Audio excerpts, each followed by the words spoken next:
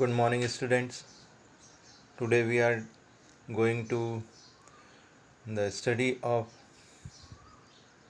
a charge particle moving inside uh, in an in a magnetic field. Okay, so आप लोगों ने पहले ये पढ़ रखा है मैकेनिक्स में कि वर्क डन कहाँ होता है। कोई भी अगर बॉडी मूव करती है तो जो फोर्स लगता है वो force along the direction of और just opposite to the direction of the motion of the body, ठीक है, वहाँ पर फोर्स लगता है। लेकिन यहाँ पर जब कोई चार्ज पार्टिकल है ना मूव करता है in the direction, charge particle का जो मोशन है किसी मैग्नेटिक फील्ड में, यूनिफॉर्म मैग्नेटिक फील्ड में, वो किस तरह से डिपेंड करता है। So in case of charge particle जो फील्ड है, field the magnetic force is perpendicular to the velocity of the particle, है ना। वो क्या होता है, किस चीज़ पर डिपेंड करता है, वेलोसिटी ऑफ द पार्टिकल पर, ठीक है।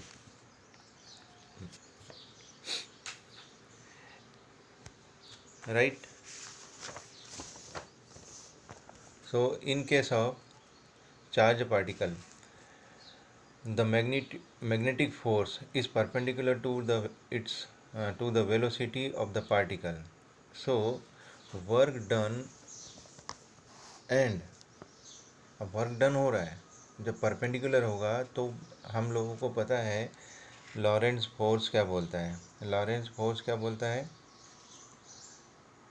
कि वर्क डन जो होगा, लेकिन वो किस तरह से होगा, यूनिफॉर्म मैग्नेटिक फील्ड में। F equals to Q V B, है ना, sine theta, Q V B sine theta, और साइन थीटा 90 की वैल्यू क्या हो जाएगी, 1। Okay, so the force along that particle when it is in moving inside the magnetic field is uniform.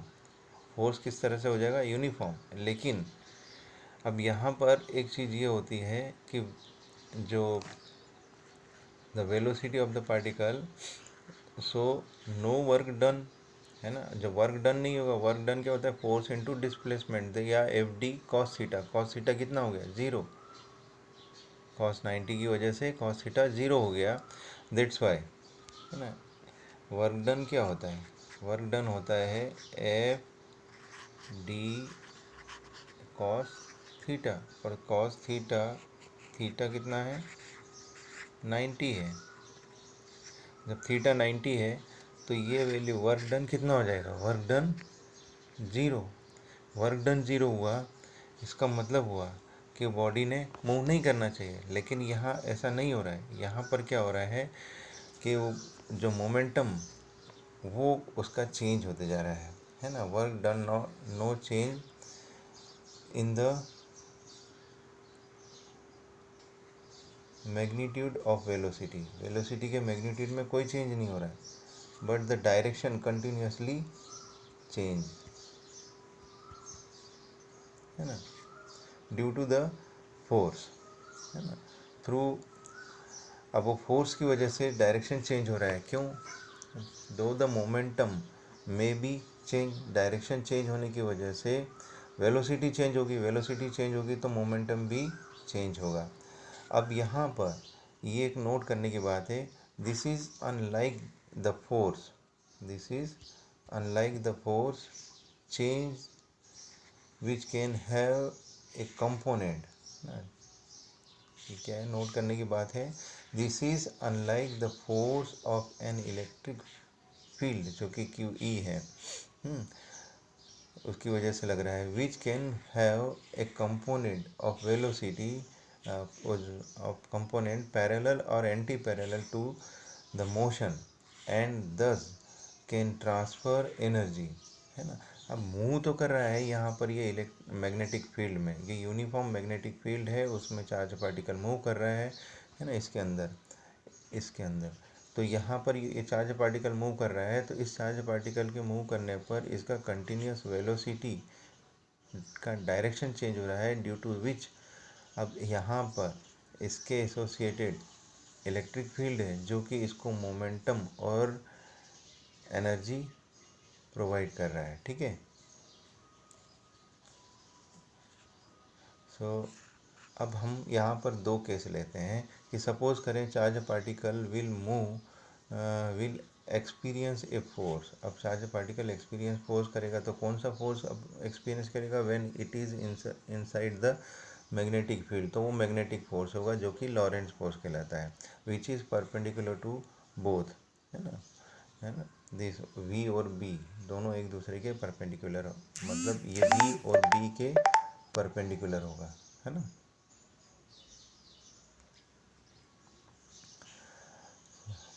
Now अब parallel will be deflected. अब ये क्या होगा? ये परपेंडिकुलर हो गया ना, और पार्टिकल विल बी डिफ्लेक्टेड, है ना, साइड वाइज। पार्टिकल किस तरह से डिफ्लेक्ट होगा? वो side wise. Side wise means एक जो सर्कल ले रहा है, जैसे ये सर्कल था तो नेक्स्ट में थोड़ा सा बड़ा सर्कल ले लेगा लाइक दैट, फिर बड़ा सर्कल ले लेगा, फिर बड़ा सर्कल ले लेगा, मीन्स साइड वाइज ये यहाँ ये पिच बन गया, ठीक है। इस तरह से वो मूव करता रहेगा, ठीक है।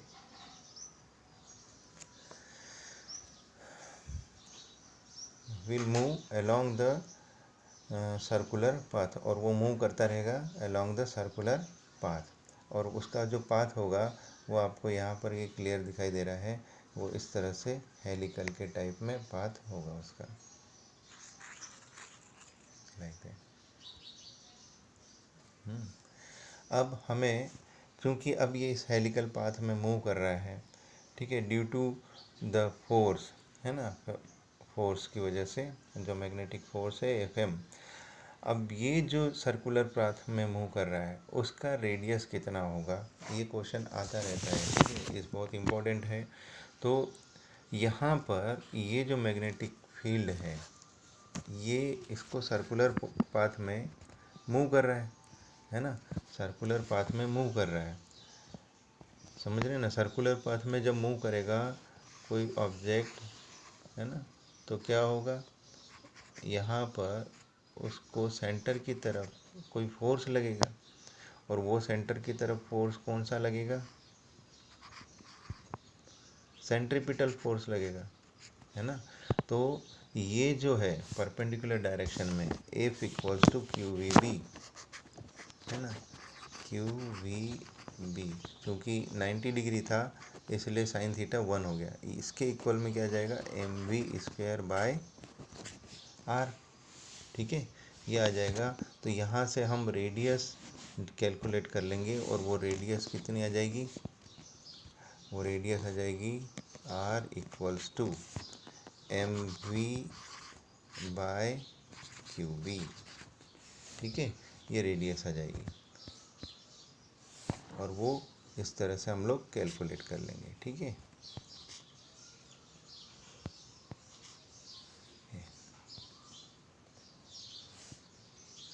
फिर अब हमको वो एक कंप्लीट साइकिल करने में कितना टाइम पीरियड लगेगा? तो सर्कल है, सर्कल का रेडियस आर है, तो circumference for completing one circle 2πr, और विथ वेलोसिटी v मूव कर रहा है तो v, so t equals to 2πr displacement upon velocity, तो 2πr upon v, t equals to कितना जाएगा?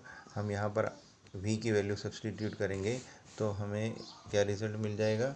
हमें रिजल्ट मिल जाएगा 2π, यहाँ पर v की वैल्यू रख दें, है ना, ये सॉरी हाँ, आर की वैल्यू रखी जाए, आर की वैल्यू रख दी ये हमने m we by q v, यहाँ से यहाँ उठाकर, तो 2π v cancel, so we get 2πm by Q B.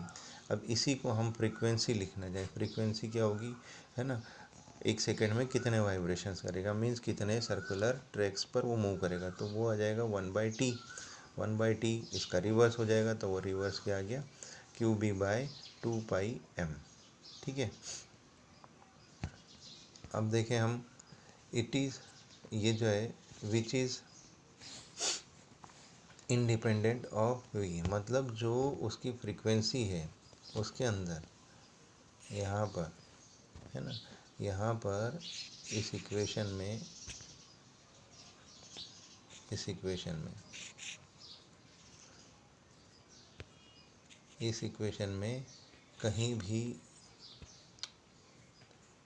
v वाला टर्म नहीं है ना, it is free from v, so that's why ये हो गया हमारे, मतलब वेलोसिटी पर डिपेंड नहीं करता। वो किन किन चीज़ों पर डिपेंड करती है फ्रीक्वेंसी, वो चार्ज के अमाउंट पर और मैग्नेटिक फील्ड स्ट्रेंथ पर और कितना चार्ज है उस पर। जितना लाइटर होगा उसकी फ्रीक्वेंसी उतनी ज़्यादा होगी। अब आते हैं सेकंड केस। सेकंड केस है जब थीटा कितने डिग्री हो, 0 डिग्री, है ना। ट्रेजेक्ट्री विल बी, अब जब 0 डिग्री हो तो क्या होगा, ट्रेजेक्ट्री उसकी हेलिकल होगी, हेलिक्स होगी। उसका क्या रीज़न है, क्योंकि यहाँ पर ये हम लोगों ने जब 90 डिग्री देखा तो वो सर्कल पूरा बना लिया। जब हेलिकल होगी तो उसकी ट्रेजेक्ट्री में क्या होगा, यहाँ पर वेलोसिटी का जो कंपोनेंट है ना, वाई जेड प्लेन में, वो कौन सा है, वी एक्स है। आपको ये इस पिक्चर में क्लियर दिखाई देगा। ये वेलोसिटी का वेक्टर जो है वो वी एक्स है along the x axis direction, ठीक है। तो इस ये वाई जेड प्लेन में अलोंग एक्स एक्सिस डायरेक्शन में, ठीक है। तो ये जो वेक्टर है ये क्या कर रहा है, इसको मूव कर रहा है। और मूव कर रहा है किस तरह से, just take some side wise means उसको थोड़ा सा शिफ्ट करके ले रहा है, अगले सर्कल में ले रहा है, नेक्स्ट सर्कल में ले रहा है, ठीक है। तो वो जो उसकी जो वेलोसिटी है ना, वी एक्स, आर वी से दैट पैरेलल, जो कंपोनेंट पैरेलल है किसके, उस मैग्नेटिक फील्ड के, वो तो यहाँ पर वो जो पिच होगा, पिच क्या होगा, एक distance between two consecutive circles when the particle is moving in a uniform magnetic field in the direction parallel to the magnetic field are making 0 degree angle with magnetic field, ठीक है। तो वहाँ पर क्या आ जाएगा, वी एक्स इंटू टी, और T की value क्या हो गई, टी की वैल्यू वही 2 pi M by q we, है ना, ये हो गई, ठीक है।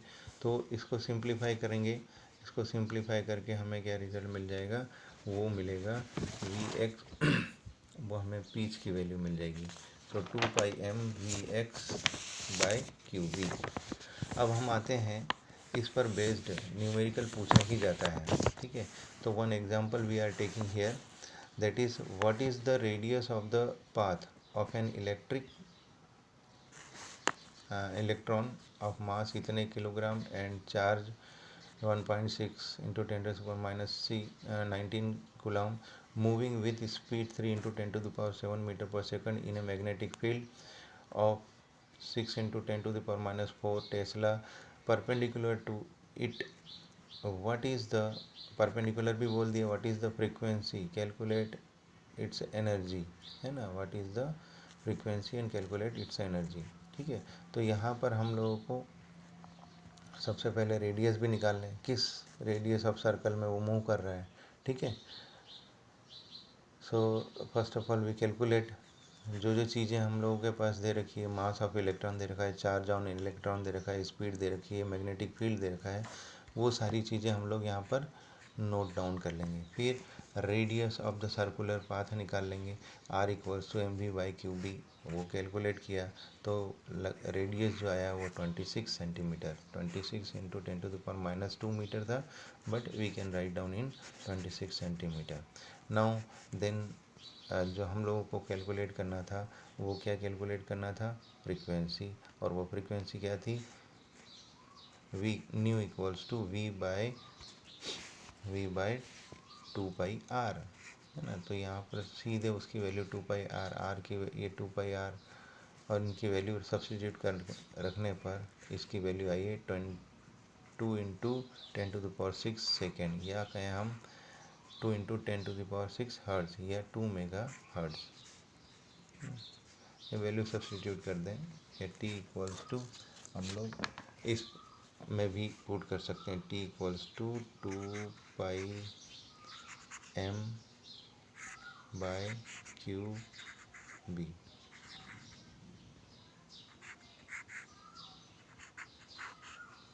है ना। इस तरह से हम इसकी वैल्यू निकाल सकते हैं। फिर हमारे पास तीसरा आता है ऑप्शन, जो कि हमें कैलकुलेट करना होता है एनर्जी। एनर्जी क्या होती है? हाफ एम वी स्क्वायर, क्योंकि काइनेटिक एनर्जी है। हाफ एम वी स्क्वायर क्या हो जाएगा? हाफ एम वी, और M means mass of electron, charge on electron, दोनों की वैल्यू रख दी और यहाँ पर ये कैलकुलेट कर लिया। So we get approximate 2.5 kilo electron volt energy.